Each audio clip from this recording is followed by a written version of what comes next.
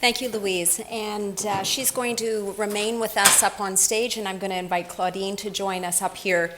And an opportunity for those of you in the audience to pose some specific questions to our presenters, as well as opportunity for those of you online.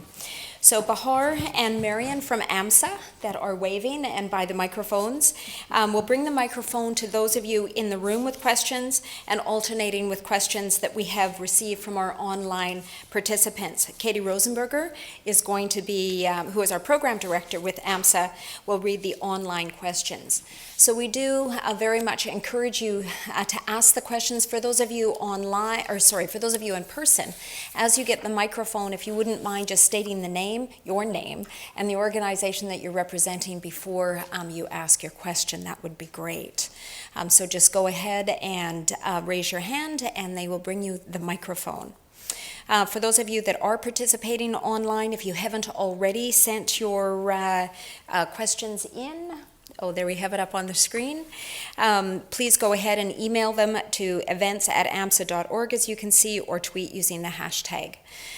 Since we do have a limited amount of time for our question and answer, please try to keep your questions as clear and concise as possible. Do know that in case we're unable to get to all of the questions today, we will forward unanswered questions to our presenters, and they will in turn respond back to us and then be able to get them back to you. So do we have any questions in the room? Any questions in the room for Claudine or Louise?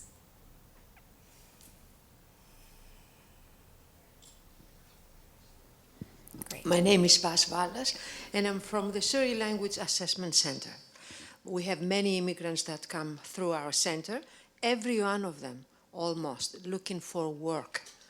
And the question I have for you is this: how do you see the link between settlement organizations and yourself? How you can work together to assist immigrants? Thank you. Who would like to take that one first?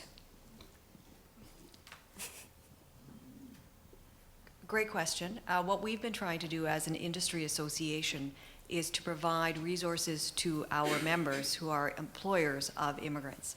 And so we've been trying to improve their understanding of how to effectively screen candidates, how to select candidates, and once they have made the decision to choose someone, how to work effectively to retain them as long-term workers. In terms of immigrants, as I mentioned, we've developed a couple of different resources for them.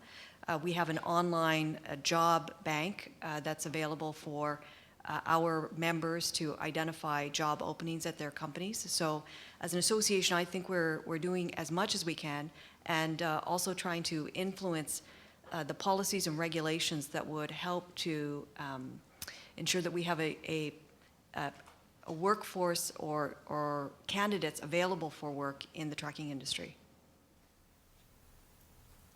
Claudine?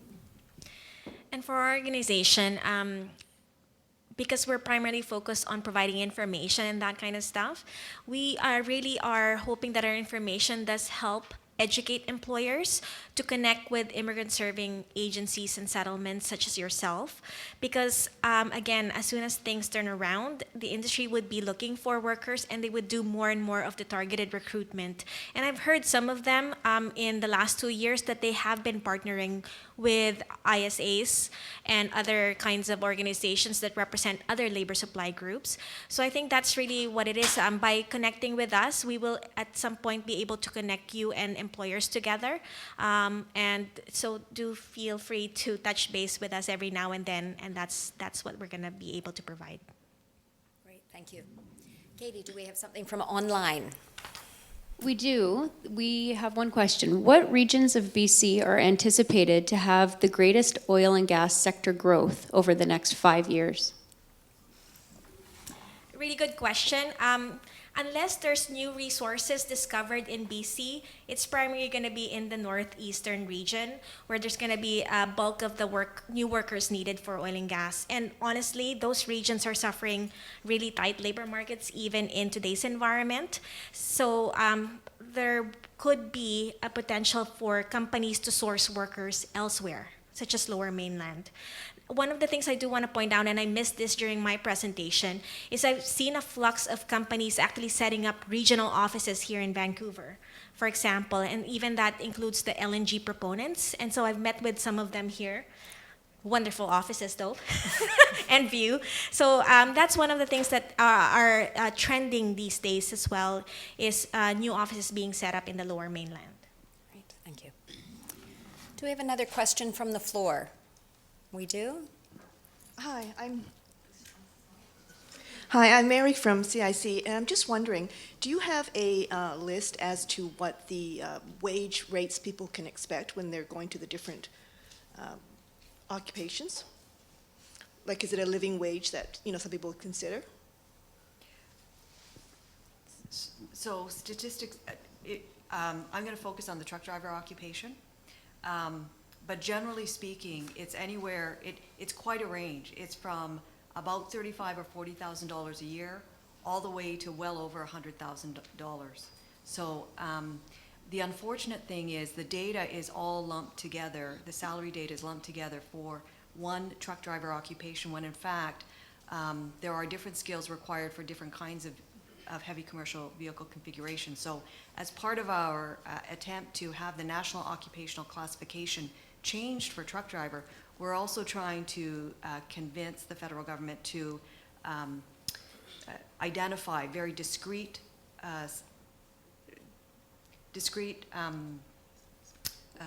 definitions so that they're not all lumped in together, and so that data will become more meaningful. Claudine? Sure. If you go to our Careers in Oil and Gas website, we do have links to where salary information will be made available, and as well our occupational profiles, which I kind of plugged earlier, will have the occupational salary information by occupation.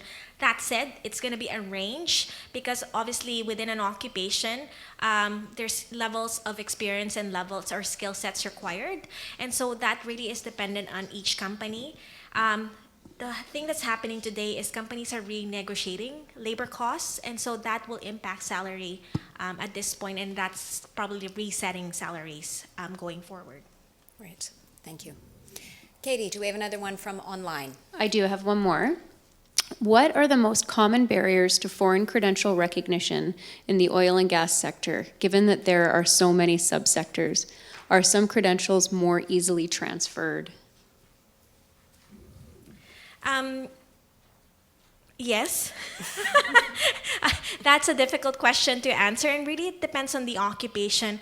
Obviously, there's some provincial or federal standards for some occupations, and that's going to be a big barrier to overcome if no initiatives have been in place to kind of recognize those credentials.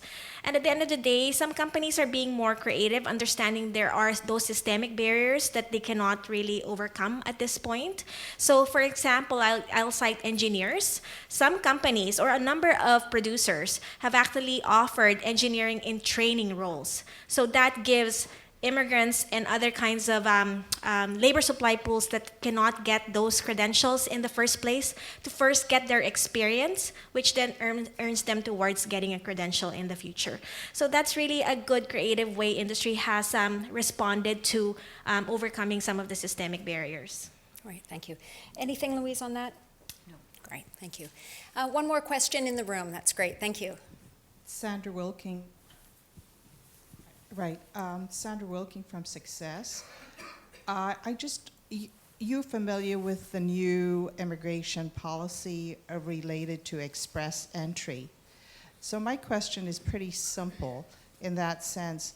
Are your industry companies going to offer jobs to people before they come to Canada? Because because that is really a crucial component in the pathway to getting your permanent residency in the 6 months.